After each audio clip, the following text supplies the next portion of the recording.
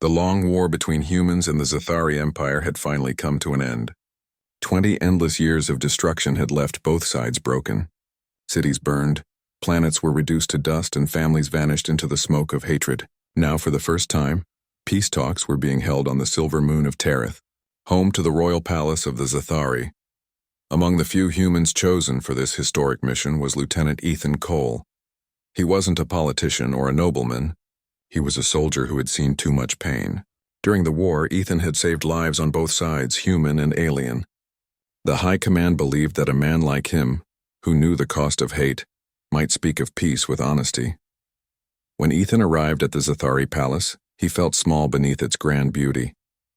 The halls were made of crystal that shimmered like living light. The air itself seemed to sing faintly, filled with strange scents of flowers that bloomed only under moonlight. Every step he took echoed softly, drawing the attention of dozens of alien eyes.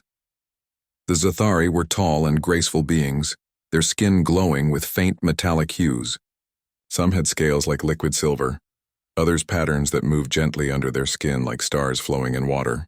Their movements were calm, precise, almost too perfect. To them, humans looked crude, short, and unpredictable. Ethan could feel their silent judgment with every look.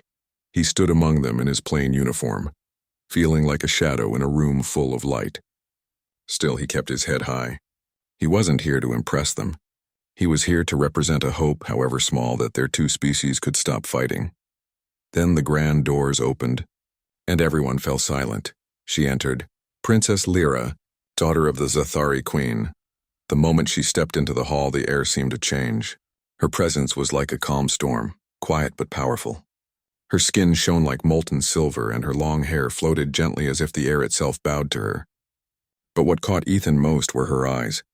They were unlike anything he had ever seen, bright blue orbs that glowed faintly like galaxies burning in water. Lyra walked toward the center of the hall with slow, elegant steps. Every Zathari bowed deeply. Ethan followed their gesture awkwardly, unsure if he was doing it right. When she finally looked at him, her eyes met his, and something inside him froze. It was not fear, no, it was something else. Her gaze wasn't cold, but it wasn't warm either. It was curious. The Queen's voice filled the hall, deep and smooth. Human representatives, welcome to Terith. May this be the beginning of an age without blood. Ethan bowed again. Thank you, Your Majesty. We wish the same. The formal words passed easily, but his mind was still on the princess. There was something strange in her eyes, a sadness that didn't belong to someone so powerful. She didn't speak, only observed. Her glowing pupils moved like twin flames, flickering faintly as if unsure whether to burn or fade. Later, when the ceremony ended, Ethan found himself wandering through the palace corridors. He looked out from the balcony and saw the alien city glowing beneath a silver sky. The peace felt fragile, like glass ready to shatter. He wondered if anyone, human or alien, truly believed it could last. Behind him, he heard soft footsteps. He turned. It was her, Princess Lyra. She stood there silently, her presence both graceful and distant. Ethan froze, unsure what to say. The story said she despised humans, yet her expression showed something gentler. Curiosity, perhaps confusion. Lieutenant Cole, she said softly, her voice musical yet cold. You fought in the war, did you not? Yes, Your Highness, he replied. I did. She studied him quietly for a moment, her glowing eyes reflecting the pale moonlight.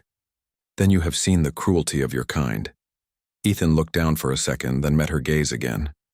Yes, he said, and of yours too, her eyes flickered.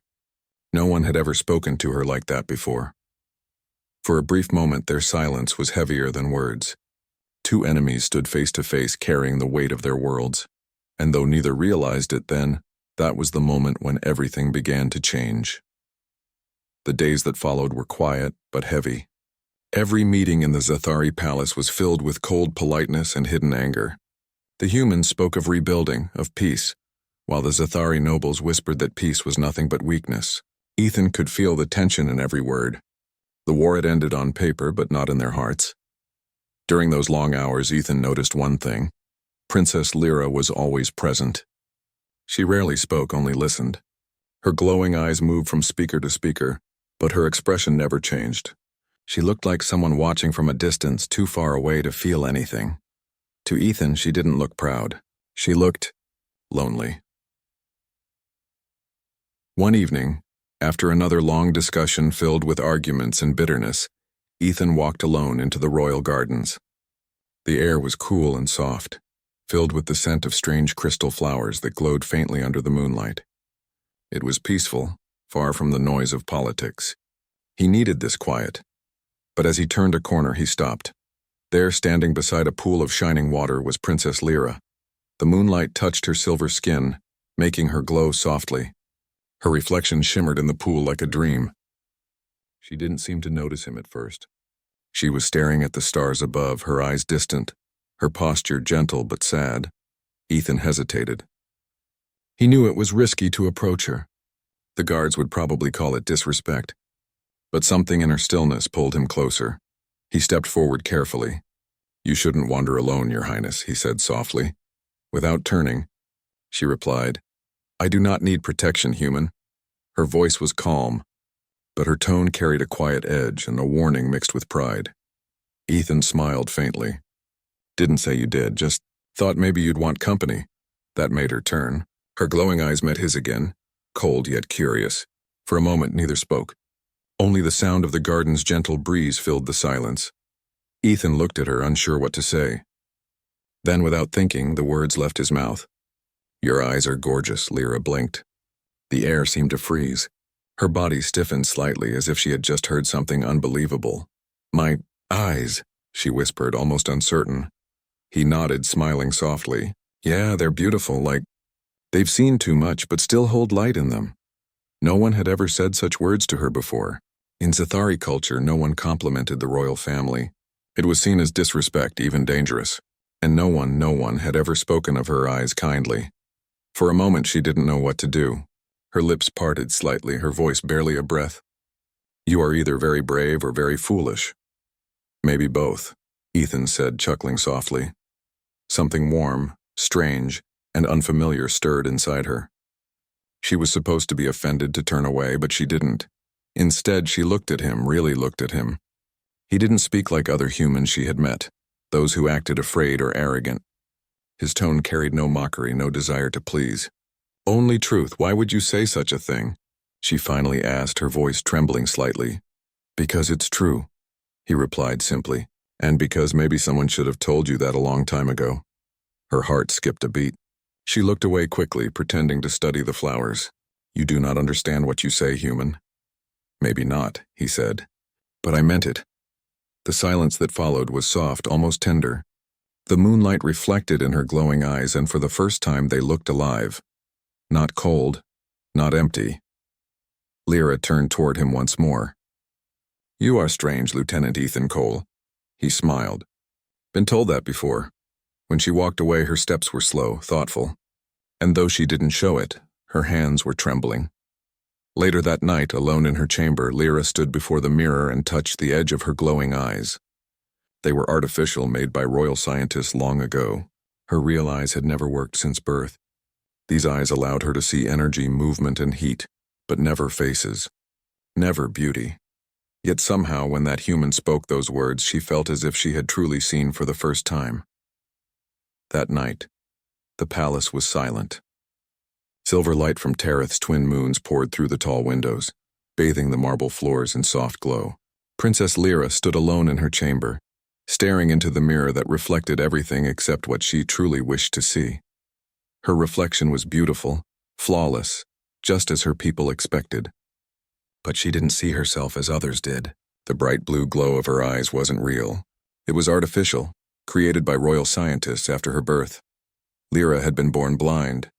For years, her mother, the queen, had hidden that truth from the empire. The royal family could not be seen as weak. So when Lyra turned 5, they gave her artificial eyes, ones that could detect energy, temperature, and movement. They made her appear perfect, powerful, divine. But they didn't give her sight. She could see light and color, shapes and motion, but not details. Not faces. Not the beauty her people admired her for. The world to her was a storm of glowing shadows, and yet, when that human, Ethan Cole, had looked at her and said, "Your eyes are gorgeous," something impossible had happened. For a brief heartbeat, she thought she saw something more. A faint image, a warmth, a spark beyond color. She felt the weight of his words deep inside her chest. She touched her reflection softly. Gorgeous, she whispered, the word strange and delicate on her tongue. No one had ever said that to her. Not her mother, not her advisors, not the thousands who bowed before her throne. They saw her as sacred, not as a person. But Ethan had spoken as if he was talking to Lyra, not the princess of the Zathari. For the first time in her life, she felt seen. She closed her eyes, letting her thoughts drift back to his voice. It had been soft but steady, unafraid. Humans were said to be impulsive, emotional creatures, yet his tone carried something that her people lacked: sincerity. A quiet knock came at her door. Her handmaid, a young Zathari girl named Rin, entered silently and bowed. "Your Highness, it's late," she said gently. "Would you like me to dim the lights?" Lyra nodded. "Yes, thank you." As Rin turned to leave, Lyra spoke again, her voice softer this time. "Rin, when you look at me, what do you see?" The young maid froze, surprised by the question. "I see the moonflame, my princess. The most radiant being in the Empire." Lyra smiled faintly, though sadness lingered in her eyes. "Radiant," she repeated quietly. "Do you see me, Rin?" Rin hesitated, unsure how to answer. "You are the light of our people. That is who you are." Lyra turned away, hiding her face. "You may go." When she was alone again, she whispered to herself, "No one sees me." That night she couldn't sleep. She walked to the balcony, her bare feet touching the cool marble. The alien stars shimmered like tiny fires in the sky. Somewhere out there was Earth, the blue world where humans came from. A world filled with chaos but also warmth. She wondered what it must feel like to live among people who spoke from the heart instead of hiding behind pride. What it must feel like to be loved not for perfection but for being real. Her mind returned to Ethan again. His clumsy bow, his honest smile, his strange courage to speak without fear.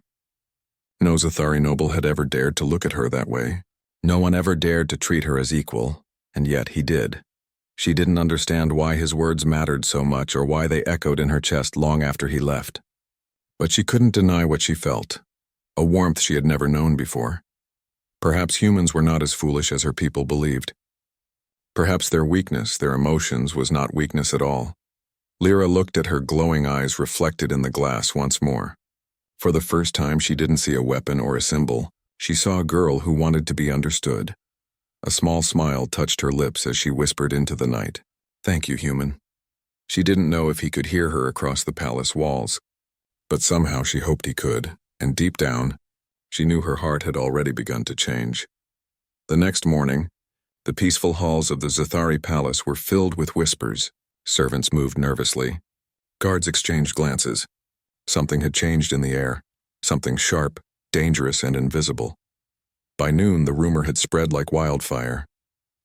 The human diplomat, Lieutenant Ethan Cole, had spoken indecent words to the princess. He had told her something no Zathari dared to say.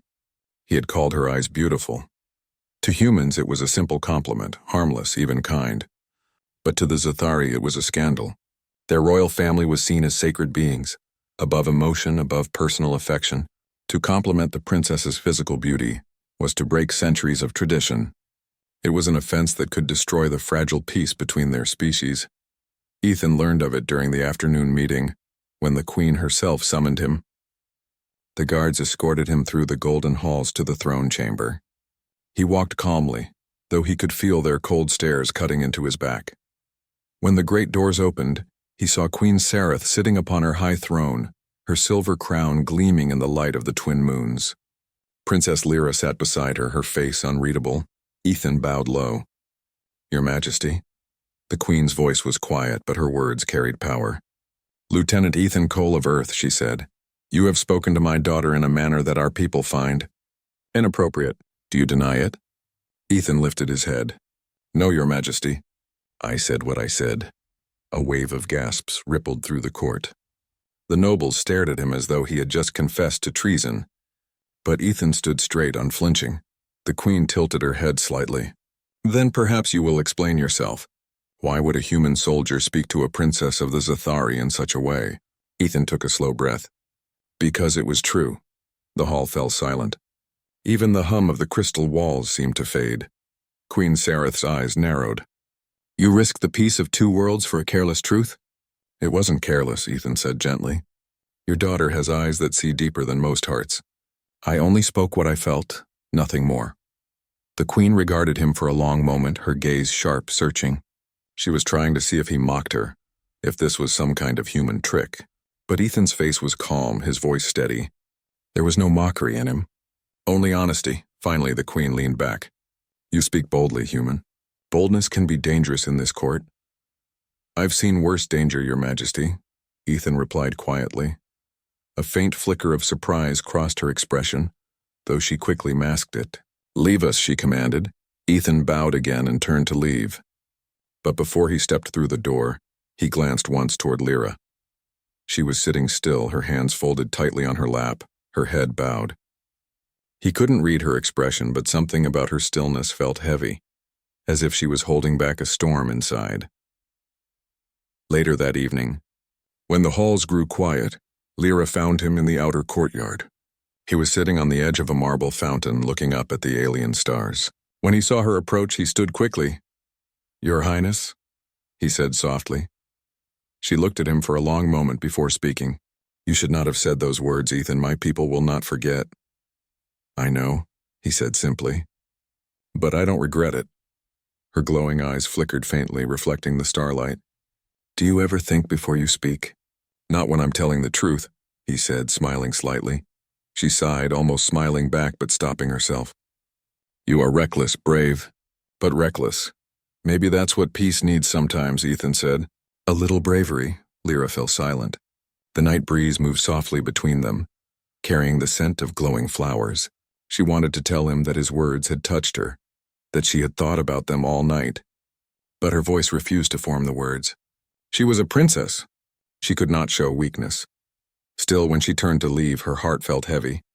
She looked back once and said quietly, Be careful, human. This world is not kind to those who speak from the heart. Ethan smiled faintly. Then I guess I'll fit right in. And as she disappeared into the moonlit halls, Lyra realized something she had never felt before. Fear. Not for herself, but for him. Days turned into weeks, but the silence between the humans and the Zathari grew louder. Every meeting in the Great Hall felt like walking on broken glass. The Zathari nobles spoke politely, but their voices were full of venom. They wanted the humans gone. They wanted to erase the insult that Ethan had caused by speaking to their princess like an equal. Ethan tried to stay calm through it all. He spent his days working, attending endless talks, and his nights walking through the palace gardens, the only place where he could breathe. But even in the quiet beauty of the moonlit flowers, he could feel eyes watching him. Only one pair of eyes never judged him. Princess Lyra often appeared when he least expected her. Sometimes she would simply stand nearby, pretending to admire the gardens. Other times she would speak softly, asking small questions about humans, about how they lived, what they felt, and why they fought so much among themselves. Ethan always answered honestly. He told her about Earth, about its green forests and blue oceans, about laughter and rain, about the chaos that made his world both terrible and beautiful. Humans feel too much, Lyra said one evening as they sat by the glowing fountain. Your kind lets emotions control everything. It is dangerous, Ethan smiled faintly. Maybe. But it's also what makes life worth living. Without feelings, what's the point of surviving? Lyra looked at him quietly, her glowing eyes flickering softly. Feelings bring pain, and they also bring hope, he said. You can't have one without the other. She didn't reply. Her fingers brushed lightly over the water's surface, sending ripples across the glowing pool. In my world, emotions are seen as weakness, she whispered. My mother says they make us fragile. Maybe, Ethan said softly. But sometimes being fragile is what reminds us that we're alive. Something inside her shifted at his words. It wasn't logic, it wasn't reason. It was something deeper, something human. That night, when Lyra returned to her chamber, she couldn't stop thinking about him. The way he spoke, the way he looked at her, and not like a symbol or a ruler, but like a person. His eyes held no fear of her power, no worship, no disgust. Only honesty. It made her chest ache in a way she didn't understand. Meanwhile, in the council chambers, the mood was darkening. Many Zathari nobles believed the princess had grown too close to the human. They saw her curiosity as betrayal. Whispered words of corruption began to spread. One night, Ethan overheard two guards talking outside his quarters. They say the princess meets the human alone. One sneered. Disgraceful. She's blinded by pity, the other replied. Perhaps by something worse. Ethan clenched his fists but stayed silent. He knew arguing would only make things worse. Still, hearing their words hurt more than he expected. The next evening, Lyra came to see him again. She could tell something was wrong. You look troubled, she said gently. Just tired, he replied. Your people don't like me much. They fear you, she said softly. Not because of your strength, but because you make them question everything they believe. He looked at her then, eyes steady. And you? What do you believe, Lyra? She hesitated. The moonlight reflected in her artificial eyes, and for a long moment she couldn't find her voice. Finally, she said, I don't know anymore. Her honesty surprised even herself. No one in her life had ever asked what she believed. Ethan smiled gently. Then maybe you're starting to see things the way humans do. Lyra looked away quickly, but a small, uncertain smile touched her lips. Perhaps that is what frightens me most. The silence that followed wasn't empty. It was soft, warm, and full of unspoken understanding. As the days passed, they met more often, not as diplomat and princess, but as two souls from different worlds trying to understand each other. Each conversation made their hearts grow closer, even as danger crept nearer. Because while peace was still a dream between their people, something real, something fragile had begun to bloom between them. And deep down, Lyra knew if anyone discovered what she felt, both their worlds could shatter again. The peace that everyone hoped for was breaking apart. Rumors had become poison, spreading through every corner of the palace. Many Zathari nobles now whispered that Princess Lyra had been touched by a human's words. They said she had lost her royal dignity, that she was no longer pure. The queen tried to calm the court, but hatred grew faster than reason. Some of the generals even called for the human delegation to be sent away or executed. To them, peace had become an insult. Ethan felt the tension every day. Soldiers followed his every step, watching like silent shadows. He could feel the hate in their eyes. Still, he refused to leave. Something inside him told him he couldn't abandon her. And then one morning it happened. The explosion tore through the east wing of the palace. The floor shook, the walls cracked, and screams filled the air. A rebel faction, Zathari extremists who believed humans were a disease, had launched an attack. Smoke rolled through the halls as guards shouted orders. Weapons glowing in their hands, Ethan ran through the chaos. His only thought clear: find Lyra. He fought his way through the smoke-filled corridors, ignoring the shouts telling him to stay back. His heart pounded as he pushed open the doors to her chamber. The room was empty, only shards of crystal scattered across the floor. Lyra, he called out, coughing through the smoke. A weak voice answered from behind the curtains. Ethan. He rushed to her. She was standing near the balcony, her glowing eyes dimmer than usual. Her silver gown was torn, her hands trembling. A group of Zathari guards stood near her, arguing. You must come with us, princess, one guard said firmly. The queen ordered your evacuation. No, another voice shouted from behind them. She's not leaving with the human. Ethan stepped forward, his voice sharp. Get away from her. The guards turned their weapons on him instantly. Blue energy hummed in the air. She is our princess, one said coldly. You have no right to touch her. And I'm not letting anyone harm her, Ethan replied. He stood in front of Lyra, his body forming a shield. His heart was hammering, but his voice was steady. The guards hesitated. No human had ever dared to stand between royal guards and their princess. Lyra looked at him, stunned. Ethan, you'll be killed. Maybe, he said softly, but not before I make sure you're safe. Her chest tightened. No one, not her guards, not even her mother, had ever risked their life for her. But here he was, a human soldier from another world, standing against her own people to protect her. The guards didn't know what to do. One raised his weapon, but Lyra's voice cut through the air like lightning.